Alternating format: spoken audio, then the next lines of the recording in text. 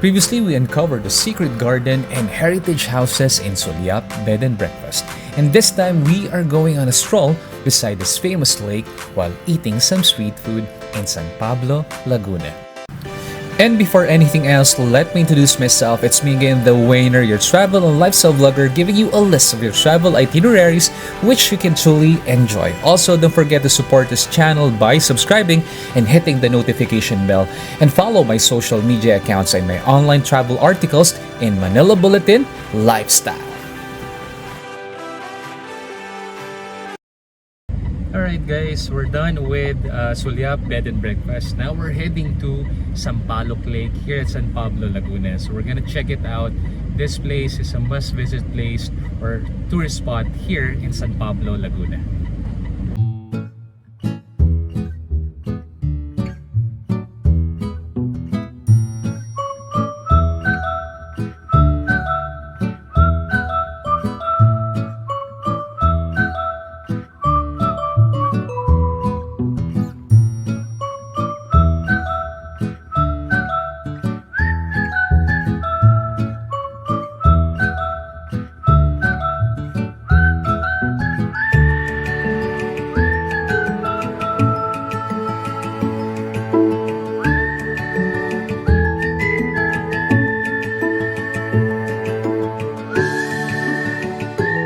Guys, we're actually exploring this park and apparently just beside the park you'll see the Sampaloc Lake. And let me check if we can actually pass to another place, but it seems not. Trap. So guys, since it's a Sunday, we believe that this is the town center, and you'll actually see more of the government offices in this area. If you're from San Pablo, Laguna, perhaps you can comment down below where we are actually at, kasi we don't know. Pero we're actually heading to Sampaloc Lake because the view from my vantage point is quite amazing. So yun yung pinunta natin dito. So we'll see it in a few minutes. Malapit na.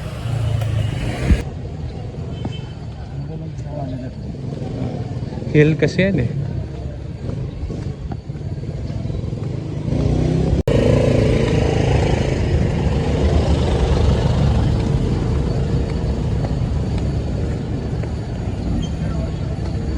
Saan ito eh? Ah, ito pala. Iba yun.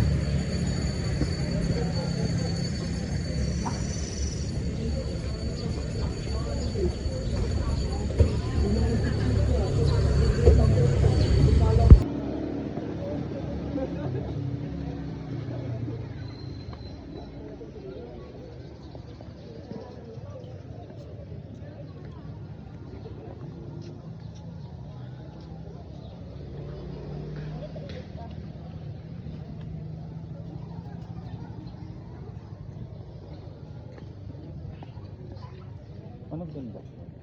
Hindi ko alam eh.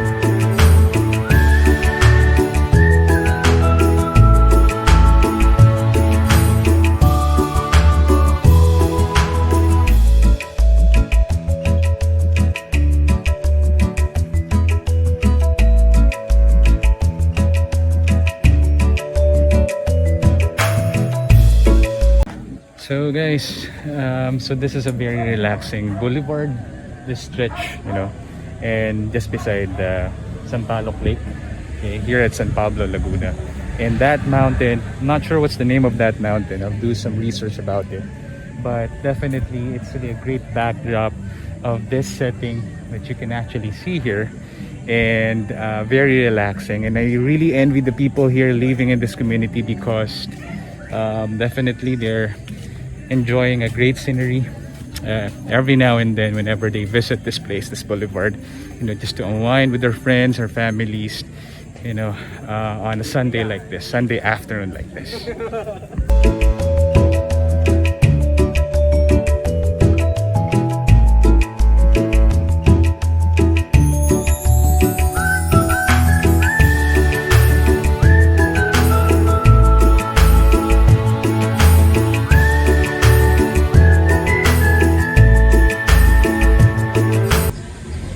Thank you.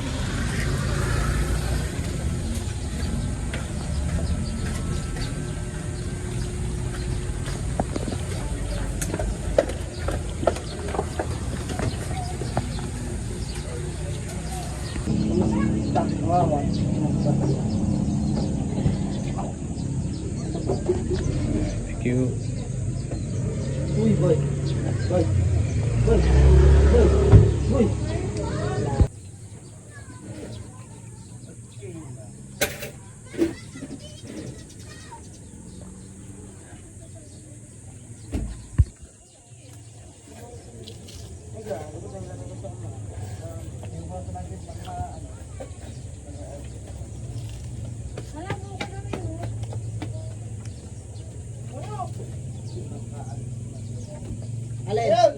Ano buko daw yung mga kakoske?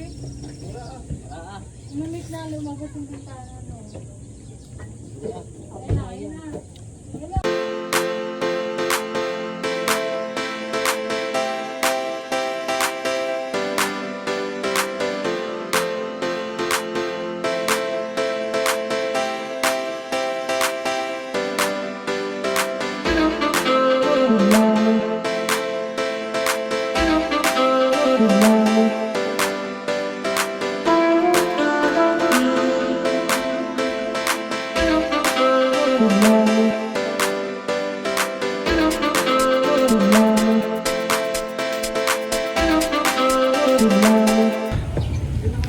So guys, we're done with our street food adventure here at the boulevard of Sampaloc Lake, and we're heading back to Manila.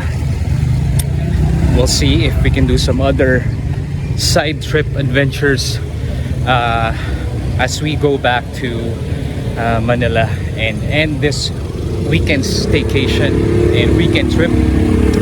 But I really enjoyed the sweet food, especially the calamares. Okay, it's really my favorite. The squid, the dynamite. It's spicy, but not that really spicy. So yeah.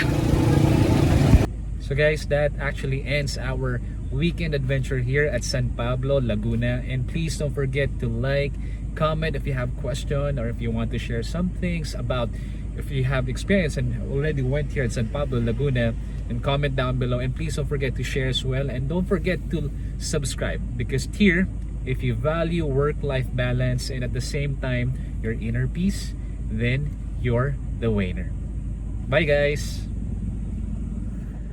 In our next vlog, we are going to explore this historic underground tunnel built during the Spanish colonial era. So don't forget to like, comment, and please subscribe, because here, you're the winner.